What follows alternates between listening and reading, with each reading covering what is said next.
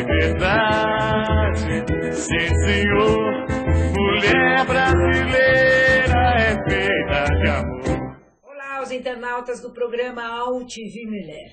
Eu quero colocar você, internauta, que está interagindo aqui conosco hoje no programa AltV Mulher, o meu convidado.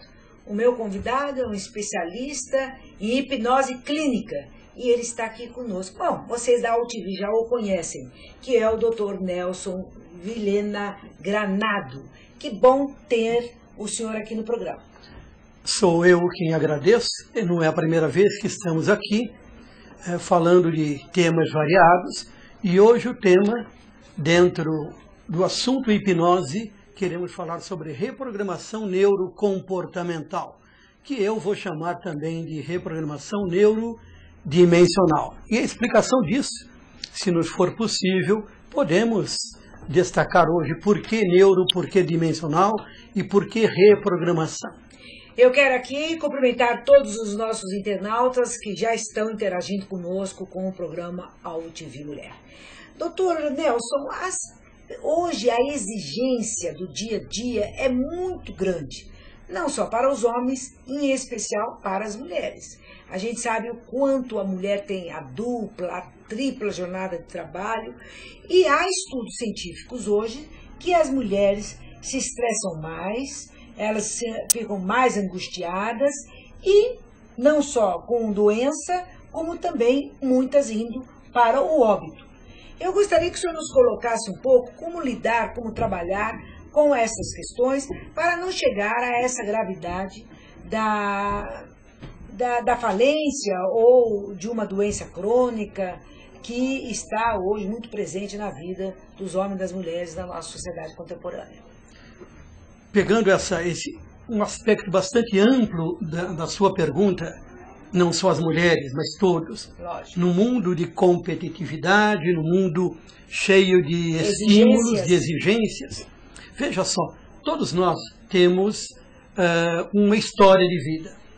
Essa história de vida, digamos, para não nos alongarmos, porque não teremos esse tempo hoje, começa no dia que está marcado na nossa carteira de identidade, data de nascimento. Na verdade, começa antes, desde o útero materno. Mas vamos pegar só para não nos alongarmos.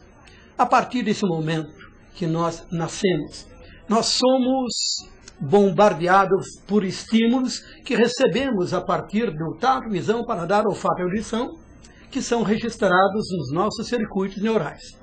Da mesma forma que um toca-disco reproduz o que está gravado no CD, está nele, cada um de nós reproduz no dia a dia aquilo que está gravado em nosso HD neural, no nosso CD neural, em nossa história de vida, nos nossos 100 bilhões de neurônios, que não apenas gravam informações, mas também nos permite regular, administrar nossa vida no dia a dia. Pois bem, nesse tempo todo de vida, do dia do nascimento até agora, cada um de vocês, cada um de nós, nesse instante, gravou toda uma história de vida em 2 compartimentos. Vamos chamar desse jeito. Esses compartimentos são o consciente, cerca de 20% de tudo que está gravado, e o não consciente, o inconsciente, cerca de 80%. Ora, esse consciente é aquilo que é permitido se expressar, obedece a uma linha passado, presente e futuro, uma linha temporal, obedece às regras, normas, obedece à censura, e é desse jeito que a gente se expressa no dia a dia. Mas o inconsciente é onde tem registrado, estão guardadas as informações que foram recalcadas, reprimidas, amordaçadas, algemadas, estão lá presas num turbilhão de energia, num porão, e precisa ser liberado. Como é que vai ser liberado se o consciente não deixa? Porque foi o consciente que mandou, pelos mecanismos de defesa de cada um de nós, enviou para o inconsciente. Esse inconsciente, para sair, ele se mascara, ele se camufla e volta de uma forma diferente para não ser reconhecido. Aí o consciente deixa ele sair, mas ao sair camuflado, essa energia reprimida é devastador. Volta como sintoma: depressão, medo, compulsões, bipolaridade, pânico, essas compulsões de atacar a geladeira, de fumar adoidado, etc, etc. Trabalhar adoidado. Por exemplo, então, quando a sua pergunta no começo foi feita, veja que está bem dentro desses sintomas que surgem a partir do inconsciente se expressando e também se manifestam na forma de surgir no corpo, nas mamas, no útero, pensando as em doenças mulheres psicossomáticas. Exatamente. Agora, doutor, me explica uma coisa. A gente sabe que não dá para subestimar o inconsciente, não é? O inconsciente, uma hora para outra, ele vai cobrar.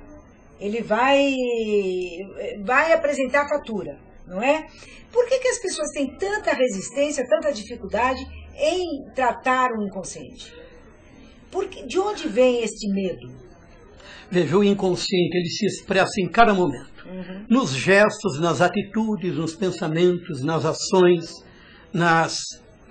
em tudo.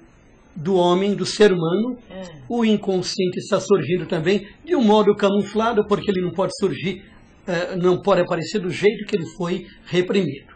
E então, ele está escondido. Lógico, essas máscaras vão caindo no decorrer da vida de uma forma ou de outra. As máscaras caem, aspas. O inconsciente tem marcas, ou melhor, a nossa história de vida. Eu vou pegar um modelo metafórico. Imagina que eu chego lá no toca-disco agora, nesse momento, aperto o botãozinho, abre aquela portinhola, eu tiro o CD e eu falo assim para você de casa: olha o CD que está na cabeça de cada um de nós. Tudo gravadinho, desde o dia do nascimento. Está vendo essas marquinhas que você não consegue ver agora, mas quando está na nossa cabeça? Desde a nossa vida uterina, né? Os sentidos conseguem ler o que está escrito e se expressam como comportamento. Vamos fazer assim. Vamos pegar essas marquinhas que incomodam muito você ou a mim, ou a todos nós. Vamos passar aquele corretivo, aquele branquinho. Vamos fazer um desvio. Ao fazer isso, não deu para apagar aquilo que foi marcado, porque é indelével. Tudo que foi marcado em nossa história de vida está lá. Não dá para apagar. Bom, mas eu coloquei o branquinho. Vamos voltar novamente para a cabeça de cada um de nós. Nós vamos, então, passar a agir de um modo diferenciado, sem perceber que o inconsciente foi trabalhado em termos de reprogramação. Pois bem, o inconsciente é difícil de se chegar. Como é que a gente vai chegar? Existem tantas cadeiras e carreiras e linhas da psicologia, e todas elas são importantíssimas, e convém que a gente procure psicólogos e médicos, etc. E eles vão tentar decifrar. O meu caminho, o nosso caminho, é uma reprogramação eu chamo de dimensional, porque eu trabalho um pouco também com ideias da física quântica para nós trabalharmos. Mas eu utilizo a hipnose clínica. Eu hipnotizo o meu paciente, peço para ele rastrear sua história de vida e procurar tudo aquilo que incomoda, tudo que machucou, todas as marcas, todos os medos, todas as brigas, as angústias, todas as depressões, tudo aquilo que aconteceu na história da vida, mesmo que ele não lembre, porque se ele lembrar é consciente. Mas o nosso internauta aqui está dizendo aqui, doutor Nelson Viena Granado, pergunta ao senhor se nós não damos muito valor ao inconsciente. Por que essa necessidade de sempre achar que o inconsciente, a gente dá muito valor ao inconsciente? Não, o inconsciente ele tem o valor devido. Ele existe em cada um de nós, ele está gravado. Mas o que ele está querendo dizer é o seguinte, que as marcas do tempo já passaram. Por que ficar remoendo tanto nelas? Passaram, mas se expressa em comportamento. Por que alguém é mais agressivo ou menos agressivo? Por que alguém fuma adoidado ou não fuma adoidado? Por que alguém, por exemplo, precisa fazer tatuagem ou não tatuagem? Por que alguém tem ansiedade ou não ansiedade? Por que alguém tem insônia ou não insônia? Por que alguém tem pânico? Isso são sintomas, meu amigo, ou meus amigos, minhas amigas, que aparecem. É o inconsciente surgindo. E não dá para não dar valor àquilo que foi gravado. Imagina um CD que está sendo tocado, está sendo trabalhado pela nossa mente e aparece como comportamento. Não dá para não dar valor à nossa história de vida. Nós não potencializamos o valor dele. no devido peso, nós precisamos fazer o quê? Apagar aspas, colocar o branquinho, mudar a faixa frequencial daquilo que foi gravado e que está machucando. Isso não é dar o valor potencializado. Doutora é simplesmente Sandra, que deve ser querer mudar a história de vida da pessoa. Doutora Sandra, que deve ser colega do senhor, diz o seguinte: por que certas pessoas que vivem certos traumas reagem de uma forma, superam, e as outras ficam a vida inteira se queixando em relação àquele fato? As pessoas que tiveram o mesmo trauma não tiveram, ninguém tem a mesma história de vida. A história de vida antes desse trauma, o trauma pode ser exatamente o mesmo. Digamos, um acidente, alguma coisa que aconteceu. Um evento, um episódio que surgiu para 1, 2, 3, 10 pessoas, o mesmíssimo.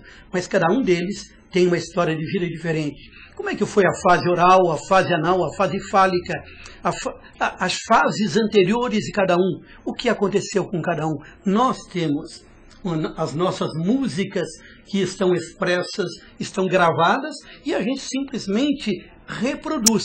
O trauma, para mim, vai ter um peso diferente para o trauma, o mesmo trauma para outra pessoa que estava comigo.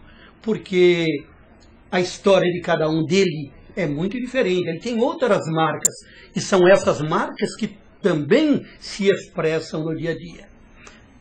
Mas aqui o internauta pergunta ao senhor aqui, ele é de São José, ele pergunta quem é que pode aplicar a hipnose? Qual é o profissional habilitado para aplicar a hipnose? Hoje existem 4 carreiras cujos conselhos regionais, os conselhos federais, orientam que esses profissionais podem utilizar a hipnose clínica. Os médicos, os psicólogos, os odontólogos e os fisioterapeutas. Eu, circunstancialmente, fiz, entre outros cursos, psicologia, fisioterapia, e sou graduado na Faculdade de Medicina da USP. Circunstancialmente. Então, eu aplico. Mas essas 4 carreiras, há outros especialistas que também aplicam. Mas é bom o senhor dar, que o senhor que é uma autoridade nessa área, o senhor realmente orientar os nossos internautas que estão entrando aqui conosco para a importância de conhecer muito o profissional que vai aplicar. Com certeza. Porque é isso que eles estão querendo perguntar ao senhor aqui. Não é que qualquer pessoa, mas quem está habilitado? Porque é uma coisa muito séria. Sempre que se trabalha com comportamento, com reprogramação comportamental, né? Com o ser humano, com a saúde. Olha as perguntas. É muito importante que o profissional seja habilitado, seja como especialidade que seja. É claro, gente, e eu quero deixar isso assim. Existem hipnotistas, ou hipnólogos, melhor ainda, que são muito eficientes, mas numa certa abordagem. A hipnose clínica, a hipnoterapia, é especialidade dessas carreiras, dessas cadeiras, dessas profissões que eu mencionei antes. O quanto é importante você confiar no profissional, você conhecer o profissional, saber da história dele. É evidente que tem muita gente boa. Está aqui um internauta me dando alerta de um caso que nós tivemos em São Paulo em relação a crianças, profissional da área da saúde, em relação às mulheres que lamentavelmente foram abusadas, e saber na hora que você vai interagir com o profissional, entregar sua alma, suas dores, como o senhor colocou, né? O seu sofrimento, compartilhar com essa pessoa, quanto é importante você realmente saber da história desse profissional. Com certeza. Não é? E por isso que esses conselhos regionais ou conselhos federais dessas profissões que nós citamos, eles destacam a importância e especificamente esses profissionais que podem. Sábado último, ou um dos sábados anteriores, participamos aqui em São Paulo, num grande hospital, de um fórum que foi organizado pela Sociedade Brasileira de Hipnose, a Sociedade Paulista de Hipnose, e porque nós demos palestras na Unifesp, na Universidade Federal de São Paulo, em abril desse ano, um congresso de hipnose, Internacional de Hipnose, nacional e internacional. E agora, em junho, na Universidade Federal do Rio de Janeiro, onde os hipnólogos do Brasil se congregaram para seu crescimento em termos de técnica, de possibilidade de aprender mais e mais sobre o tema hipnose, hipnose clínica. A nossa internauta pergunta aqui, que é o seguinte: ela engorda, emagrece e está sempre naquele engorda e emagrece, né? O sentimento sanfona, né? O efeito sanfona. E aí ela está querendo dizer o seguinte: com a hipnose funciona, doutor Nelson? Com certeza. Eu, inclusive, aconselho. Convém que se procure um especialista em alimentação, provavelmente procurou um médico especializado em suas glândulas, mas a hipnose funciona.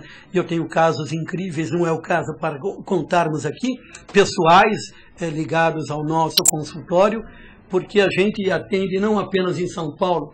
Cada lugar que eu vou fazer uma palestra por esse Brasil afora, muita gente nos procura e eu acabo ficando não apenas o sábado da palestra, a gente fica domingo, segunda, terça para atender o grupo local. Mas funciona assim, minha querida.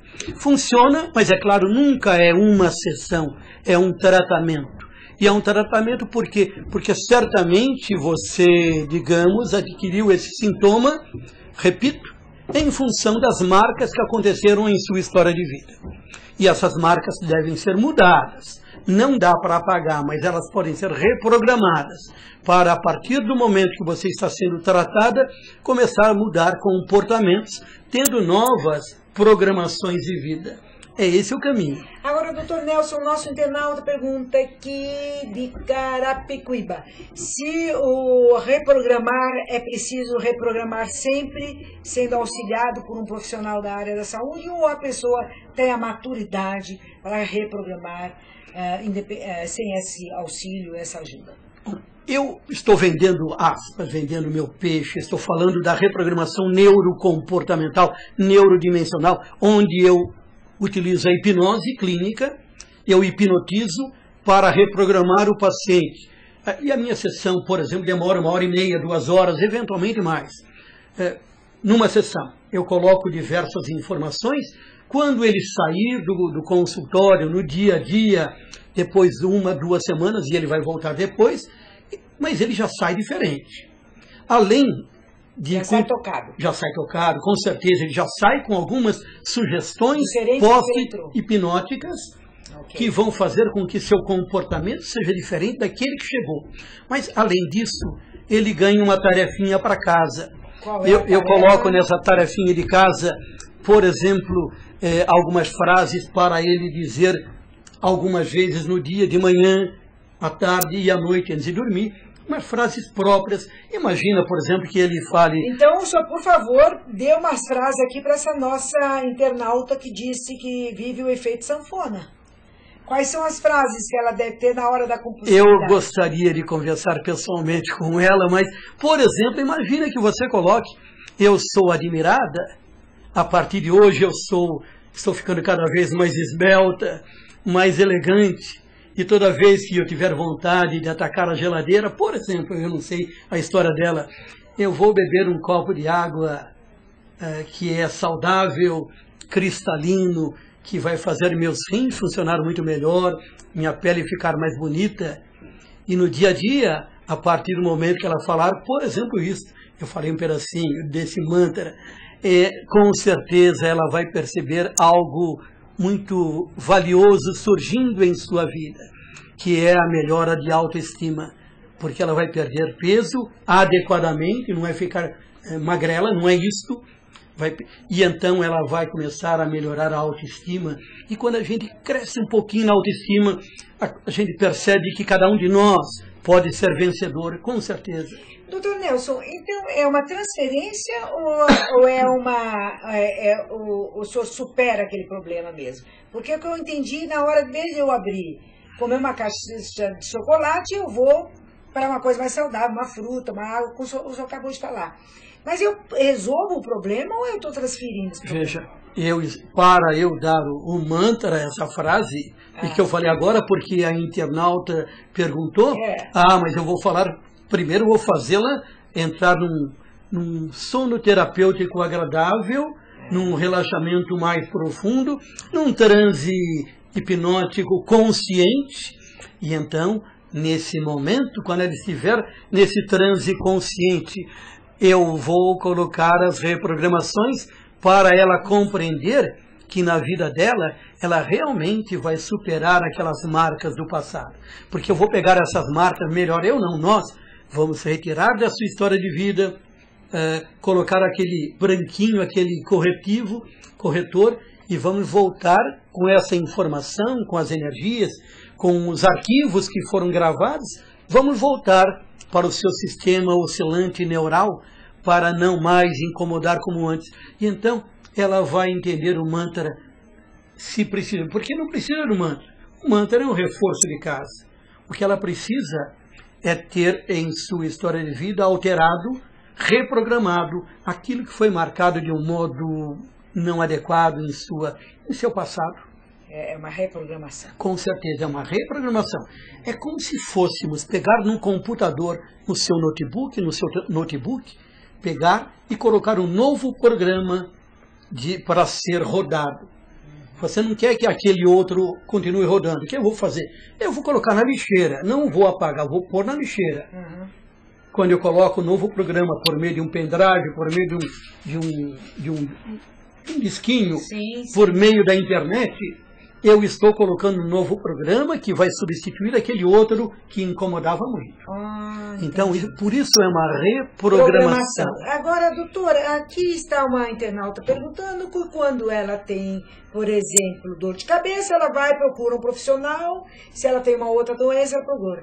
Mas a doença da alma, é um traço do ocidental ou é de todas as sociedades, essa dificuldade em protelar muitos anos a busca de um tratamento, como o senhor mesmo falou no começo da sua entrevista. As pessoas, por exemplo, passam 20 anos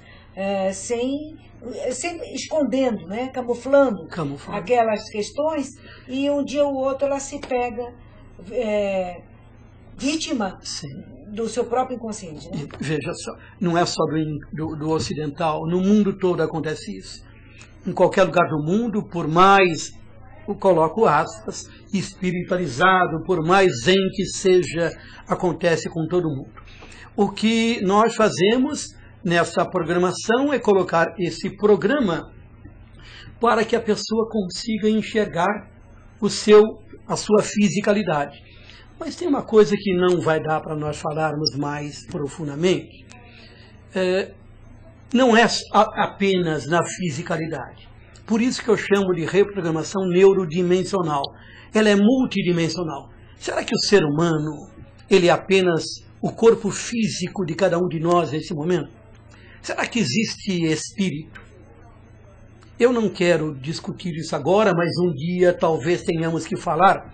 Se existe espírito, por hipótese, ele deve ser feito de alguma coisa.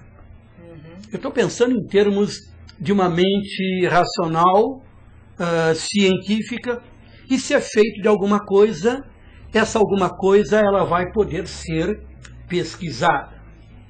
E se vai ser pesquisada, será que a física quântica hoje, já dando um desvio muito grande na conversa, será que essa tal física quântica não está já abordando uma temática de dimensões sutis que estejam tangenciando aspectos do mundo espiritual? Ok. Agora, o senhor acha que uma pessoa ela tem preparo para se olhar abertamente no espelho? Não tem.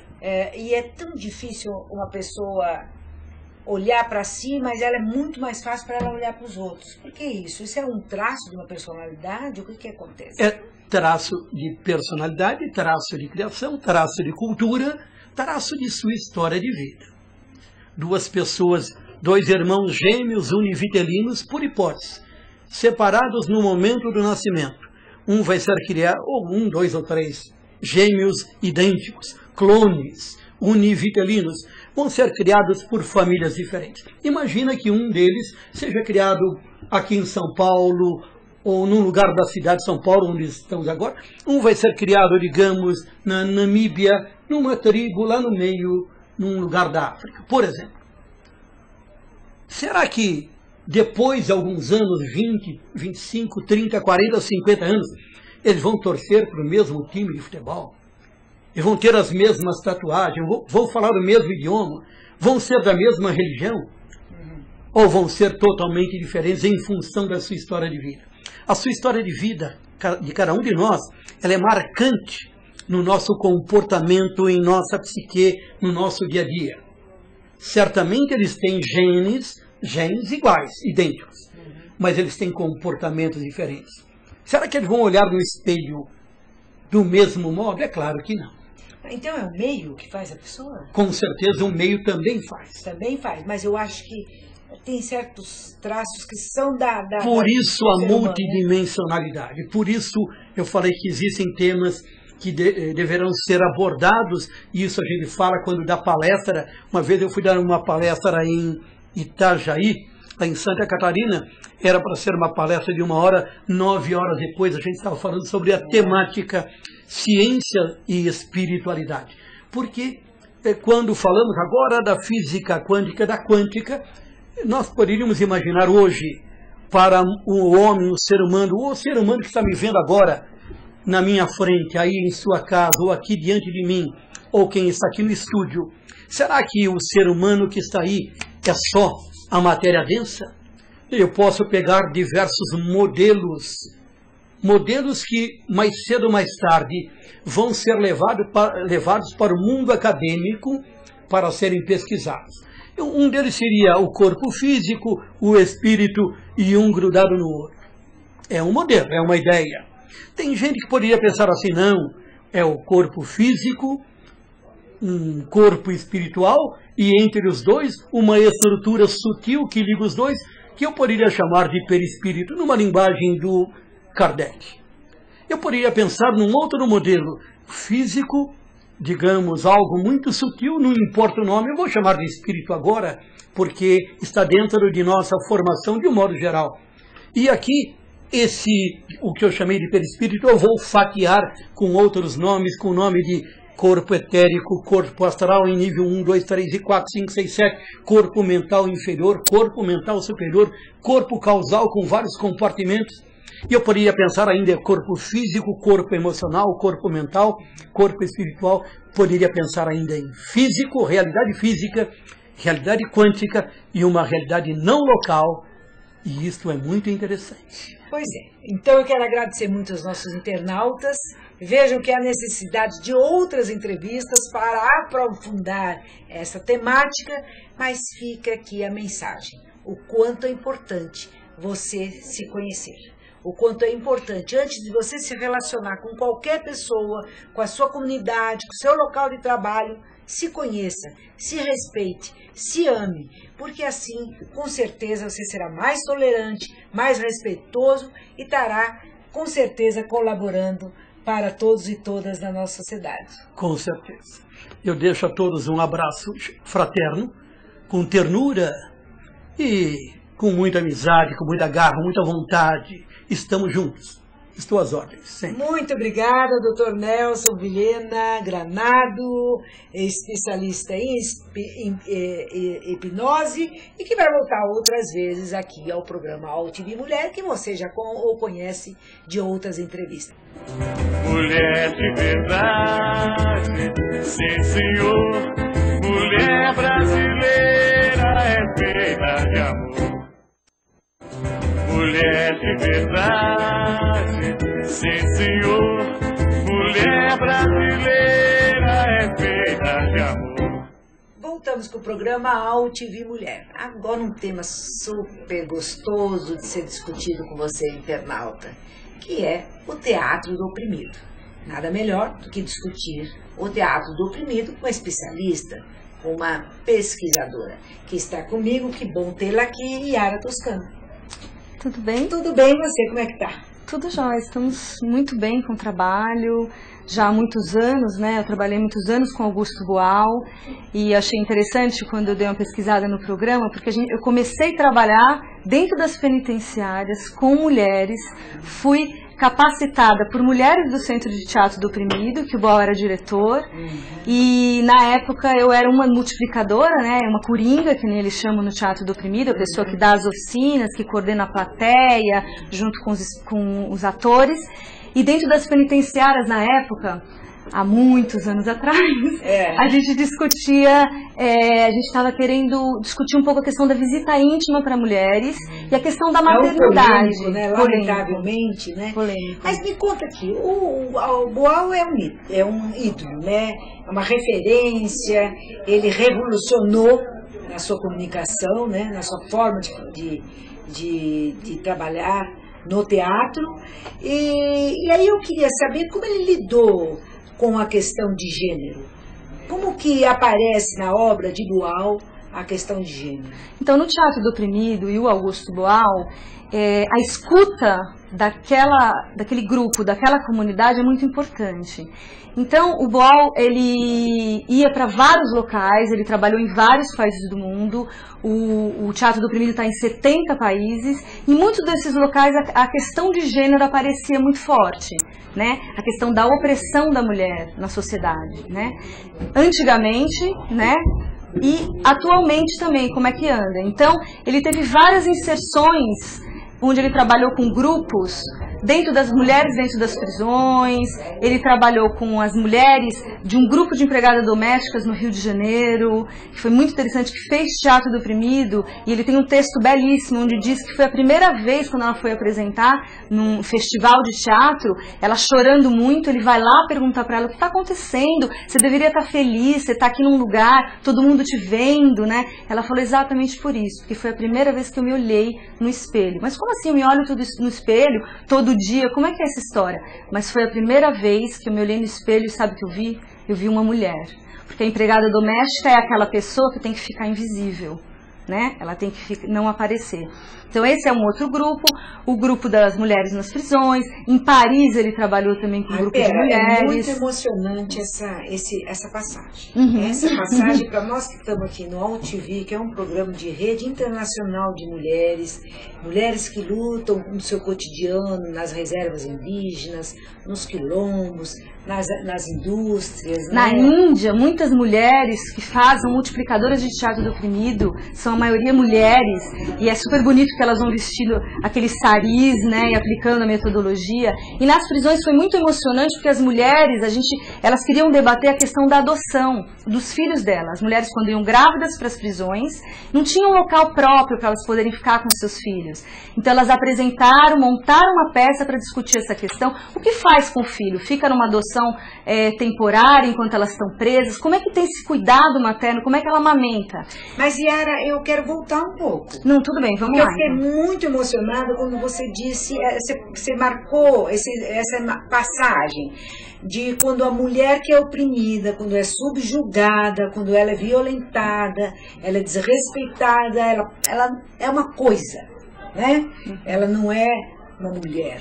Ela não é um ser humano, é uma cidadã, ela é uma coisa, e quando ela faz essa passagem, quando ela toma essa consciência entre o que ela estava sendo e o que ela tem esse momento da dor, esse momento do choro, não é? Que é um choro de libertação, na sua grande maioria, né? Mas isso se deu a partir do teatro?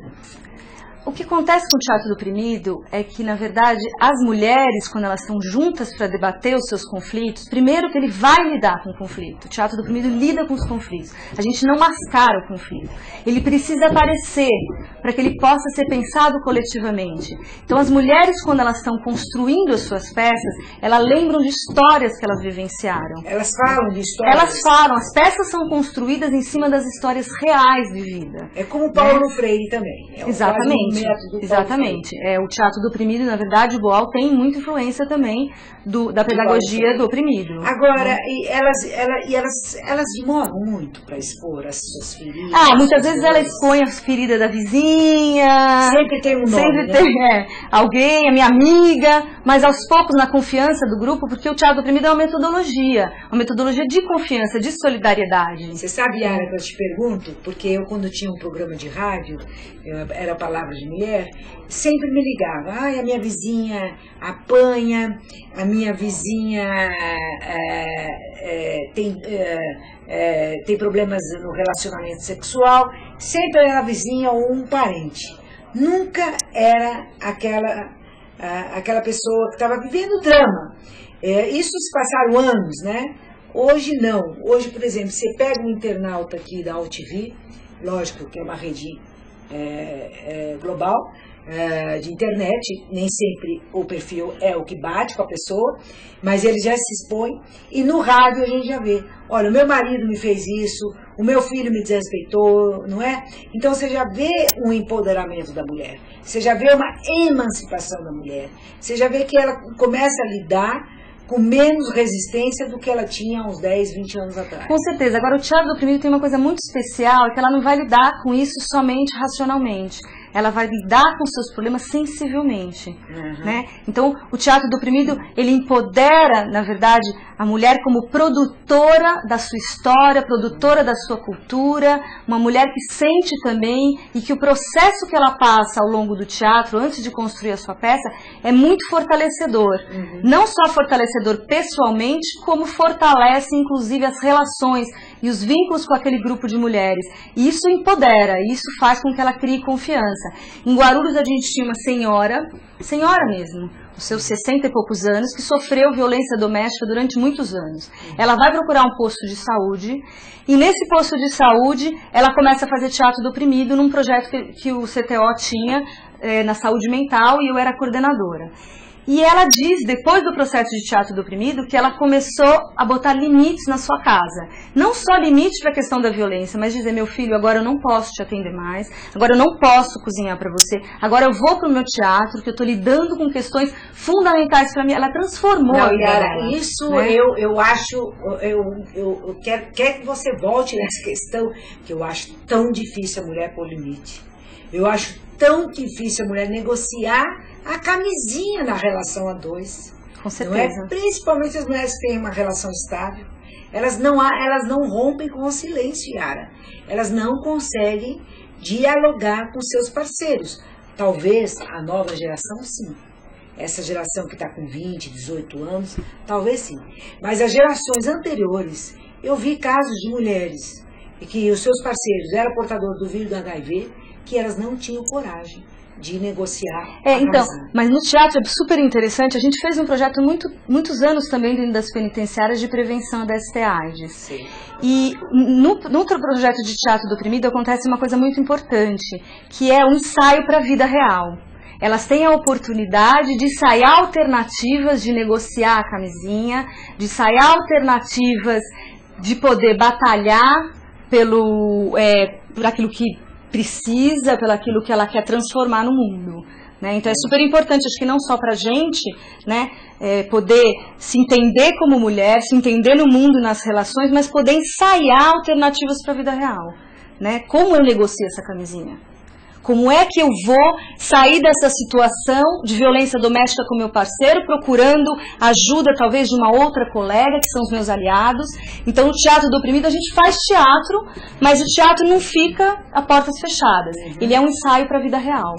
Ai, maravilhoso, sabe? Eu tô aqui bebendo nas suas falas, entendeu? Eu tô aqui... Eu acho isso de extrema importância, porque é o que a gente vê no dia a dia, né? Eu sinto que o manto da violência é o silêncio.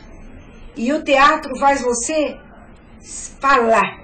E é uma das coisas das quais nós, mulheres, não fomos formadas para falar.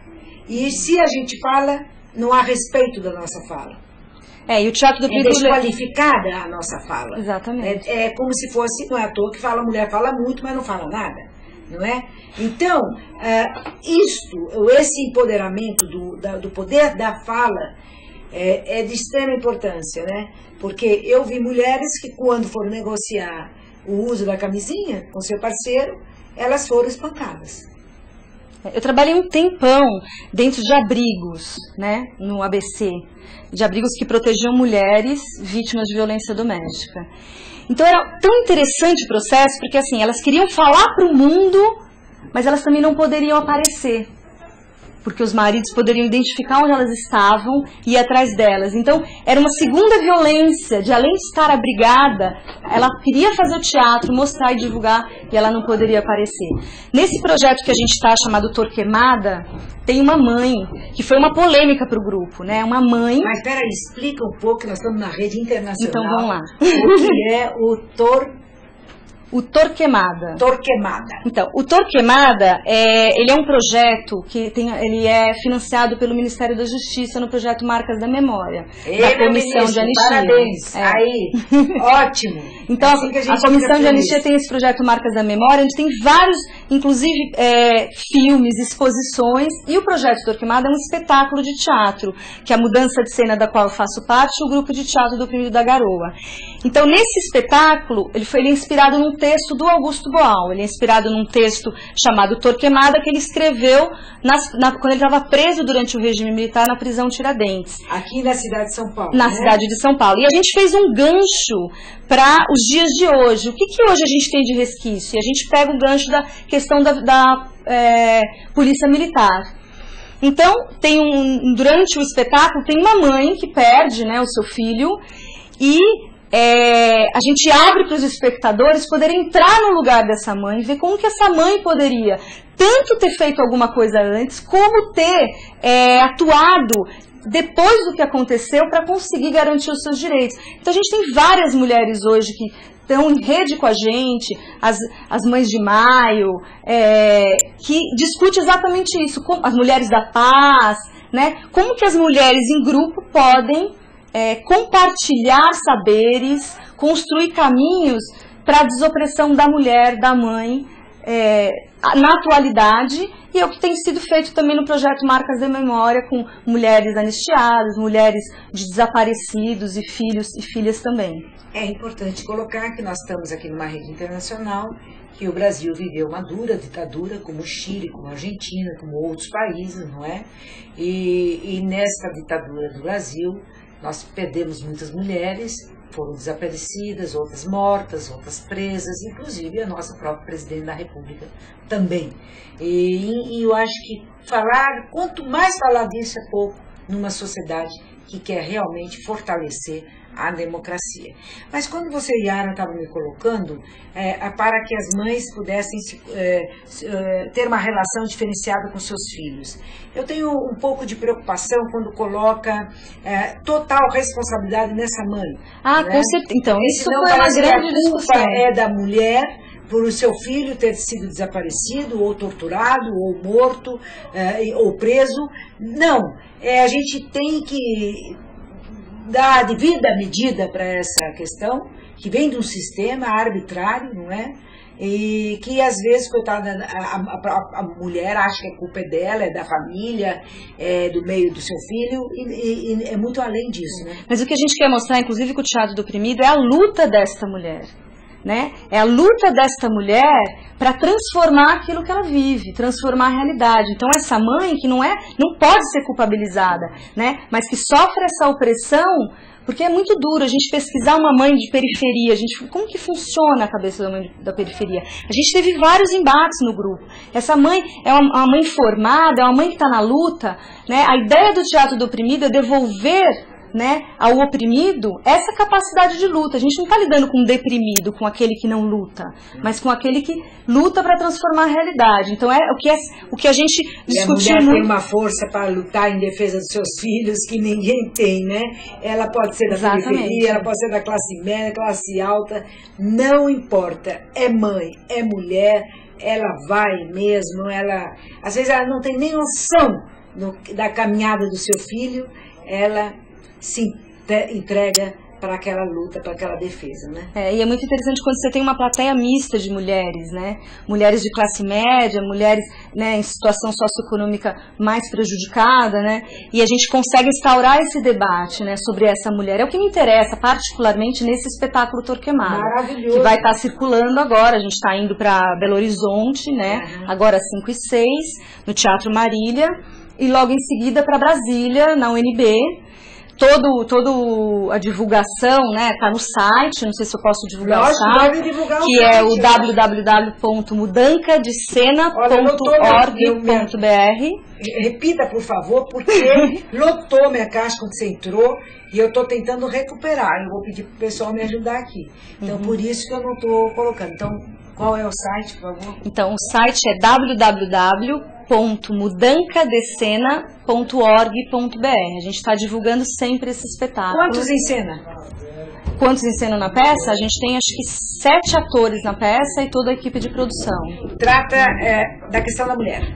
Não, ele trata da questão da violência policial nos dias atuais, mas pega o gancho com o texto do Boal na época do regime militar. Só que ele tem uma mãe, e essa mãe também é uma das oprimidas da história. Então, como essa mãe enfrenta, né, o poder tão bruto do Estado, muitas vezes, principalmente se ela está em posição mais desfavorável, porque é uma pessoa que é de periferia, que muitas vezes não tem as informações necessárias, como que ela faz essa busca, esse caminho. Você veja, as Mães de Maio, né, que você acabou de... Que são um grupo super organizado, né, de mães que vêm da periferia, do Chile. E elas são mulheres que quando eu estudei, muitas não sabiam do caminho do filho. Mas na hora que o filho não voltou, elas perceberam que o filho não estava mais vivo. Essas mulheres tomam uma força, parece que resgata uma força, uma indignação, não é? Que faz com que essas mulheres, até hoje, idosas, muitas delas acima de 80 anos, estão presentes cotidianamente na luta em defesa da memória dos seus filhos. Exatamente. Isso é um dos aspectos fundamentais desse projeto Marcas da Memória, né? Que tem uma ampla gama de projetos trabalhando com essa questão. E vocês estão agora em São Paulo? Não. A gente vai estar em São Paulo no dia 5 de dezembro, no Teatro Coletivo, que é uma quarta-feira à noite. 5 de dezembro, quarta-feira, todos nós. Na terça nós vamos estar aqui na UTV, vou divulgar. E na quarta nós vamos estar realmente acompanhando esta peça maravilhosa aqui na cidade de São Paulo. Horário? O horário às 20 horas, no Teatro Entrada Franca. Olha, gente, que maravilha. Em Belo Horizonte também, Entrada Franca, já é 5 e 6 agora da semana que vem. E é interessante, e Brasília, dia 21 e 22. E a gente também dá uma oficina de teatro do oprimido depois para as pessoas que assistiram a peça. Maravilhoso. Né, para as pessoas poderem trazer essas questões também dos seus próprios conflitos. Na verdade, a gente usa a metodologia de teatro do oprimido, né, que tem várias sequencial, né, ela tem momentos de integração do grupo, né, de abertura, de aquecimento, para poder levar o grupo a pensar nos seus problemas, nas suas questões, principalmente relacionado à segurança, né, nos dias de hoje, né, e no papel da polícia, nas opressões que eles vivenciam. E nesse momento, você fez teatro há muito tempo, né? Você se inspirou numa referência que para mim aqui, que meus internautas sabem, quando houve a passagem do Boal, eu fiz um programa só em homenagem ao Boal. Meus internautas sabem o quanto eu tenho uma profunda admiração por ele. Eu, quando era estagiária de serviço social na cidade de São Paulo, em pleno regime militar, 78, eu fiz muitas comunicações, intervenções nas próprias periferias, com a inspiração de Boal. Sempre, os internautas também sabem o quanto eu admiro Geraldo Vandré. Então, estas pessoas que fizeram parte da nossa história, elas devem ser permanentemente referenciadas, né? E colocar nas escolas, nas mídias, porque lamentavelmente as pessoas colocam cada coisa na mídia e esquecem de falar desse monstro que é Augusto Boal, né?